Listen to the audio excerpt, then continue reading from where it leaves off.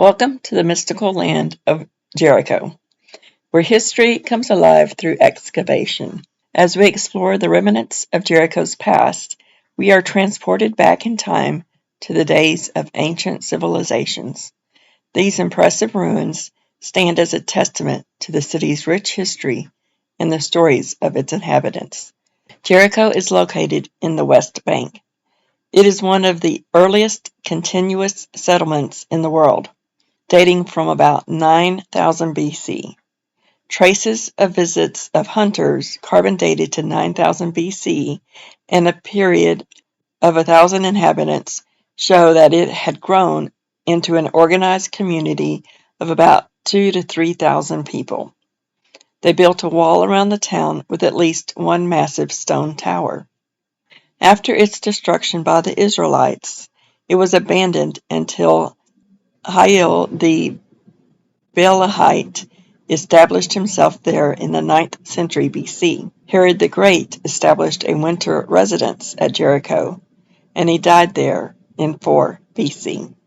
Most of the town of the Old Testament period, including the whole circuit of the town walls, has been removed by erosion. Enough survives to show only that there was a town of that period. 3 excavations have found proof of the Bible account. The evidence shows that the citizens of Jericho were prepared for a siege. A spring, which provided water for ancient as well as modern Jericho, lay inside the city walls. At the time of the attack, the harvest had just been taken in, so the people had an abundant supply of food. With their food supply and plenty of water, the inhabitants of Jericho could have held out for several years. 2 of the excavations found many storage jars full of grain that had been caught in the fiery destruction. This is a unique find. Grain was valuable, not only as a source of food, but also as a commodity which could be bartered. Under normal circumstances, valuables such as grain would have been plundered by the conquerors. However, Joshua commanded the Israelites in Joshua chapter 6, verse 17 to 19. The city and all that is in it are to be devoted to the Lord. Only Rahab, the prostitute, and all who are with her in her house shall be spared, because she hid the spies we sent. But keep away from the devoted things, so that you will not bring about your own destruction by taking any of them. Otherwise you will make the camp of Israel liable to destruction and bring trouble on it. All of the silver and gold and the articles of bronze and iron are sacred to the Lord and must go into his treasury. The grain left at Jericho and found by archaeologists in modern times gives testimony to the obedience of the Israelites. A heavily fortified city with an abundant supply of food and water would normally take months, even years, to subdue. The Bible says that Jericho fell after only 7 days. The jars found in the ruins of Jericho were full, showing that the siege was short, since the people inside the walls consumed very little of the grain. Joshua 6:20 says, "After the 7th trip around the city on the 7th day, the wall will fall." There is evidence of this from the excavations. Inside the outer wall was a 12 to 15 foot high retaining wall. After the outer wall fell, the Israelites had to scale this wall to enter the city. Excavations have shown that the bricks from the collapsed walls fell in such a way as to form a ramp against the retaining wall. The Israelites could merely climb up the pile of rubble and enter the city. The Bible tells how the Israelites entered the city.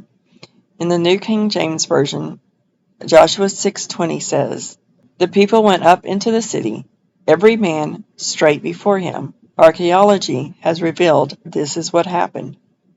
Verse 24 says, "The Israelites burned the whole city and everything in it."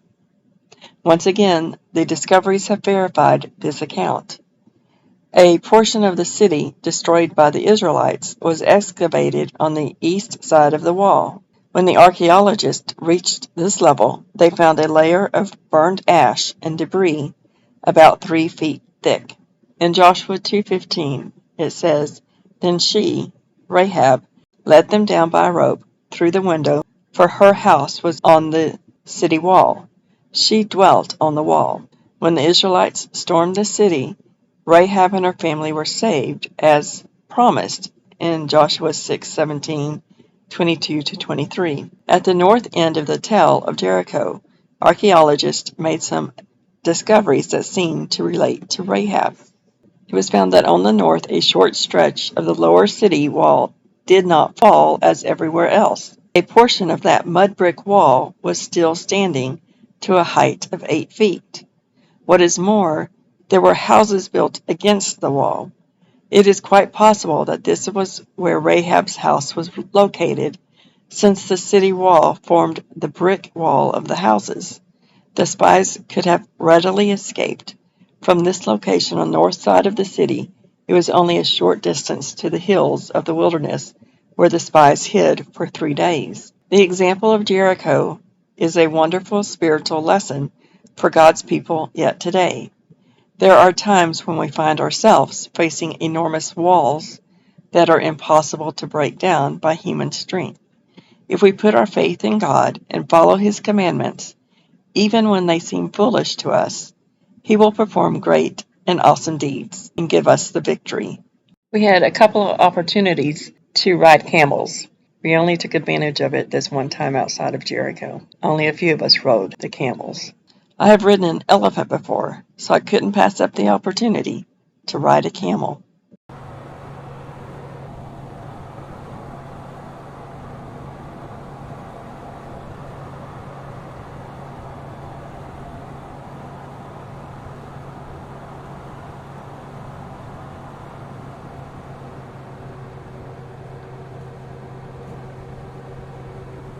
In Jesus' time, the Jews traveled in groups, with a group of men followed by a group of women followed by a group of men. Because the road to Jerusalem was a dangerous road, it was filled with zealots. Remember the story of how Jesus was lost at the temple. Mary maybe thought Jesus was with Joseph and the group of men. Joseph thought he was traveling with Mary and the group of women. It was easy to lose a child at that time.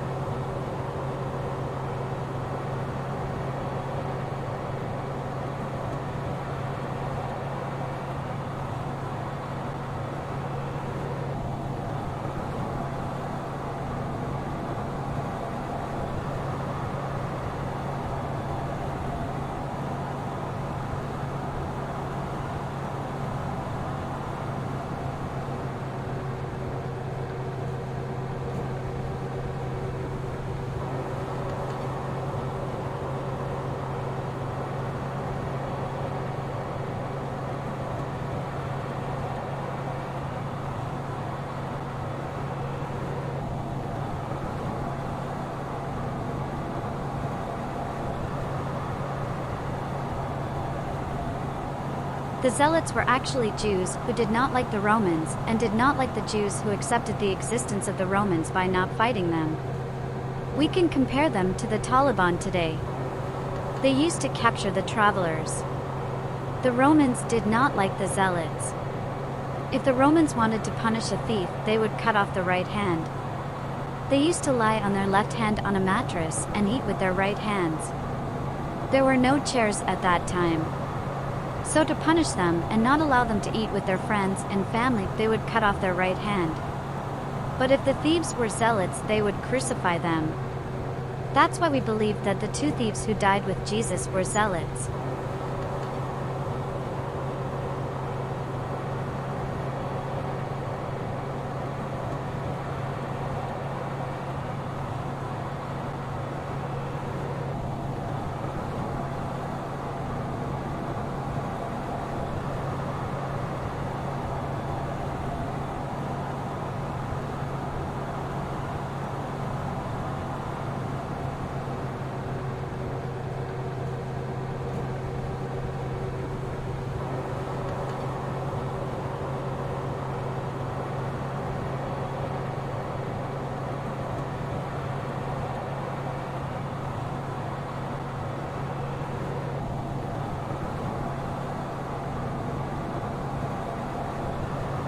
It took a week to walk from Nazareth to Jerusalem.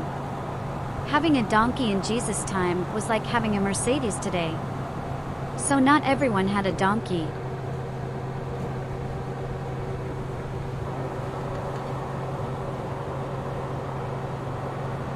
Our next stop of the day was to the St. George Monastery, nestled in the heart of the Israeli landscape. As we gaze upon the awe-inspiring architecture of St. George Monastery, we are transported to a place of tranquility and contemplation. The monastery's rugged stone walls, adorned with intricate details, stand as a testament to the devotion and craftsmanship of those who built it centuries ago.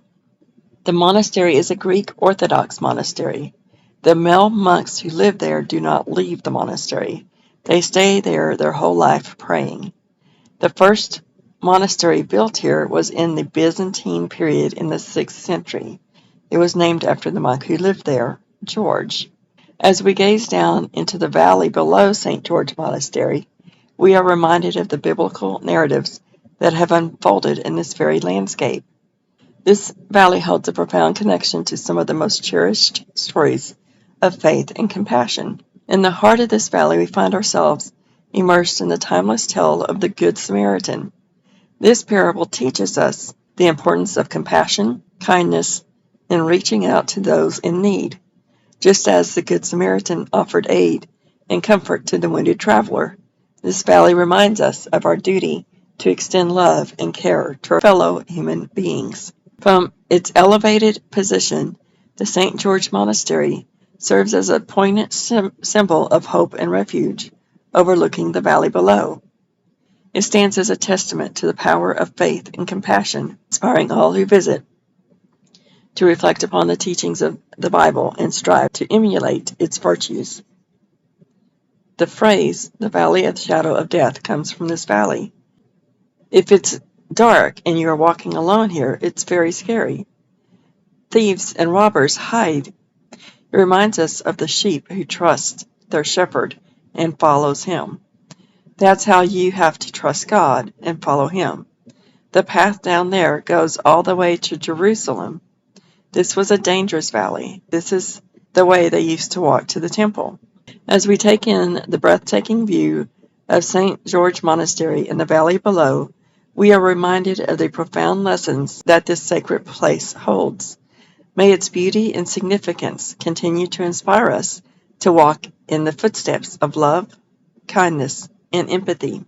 Thank you for joining me on this virtual journey to Jericho and the St. George Monastery in the valley below. May the stories of faith and compassion that have unfolded here continue to resonate in our hearts and guide us on our own spiritual journeys. After this stop, we went into Bethlehem and did some souvenir shopping, and then we continued on to our new hotel.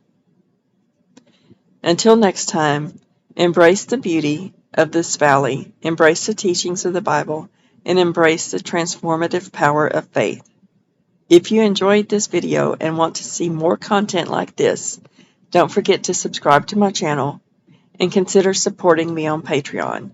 Your support helps me continue my mission of spreading the love and light of Jesus. Remember to hit the like button and leave a comment below sharing your thoughts and experiences. Shalom.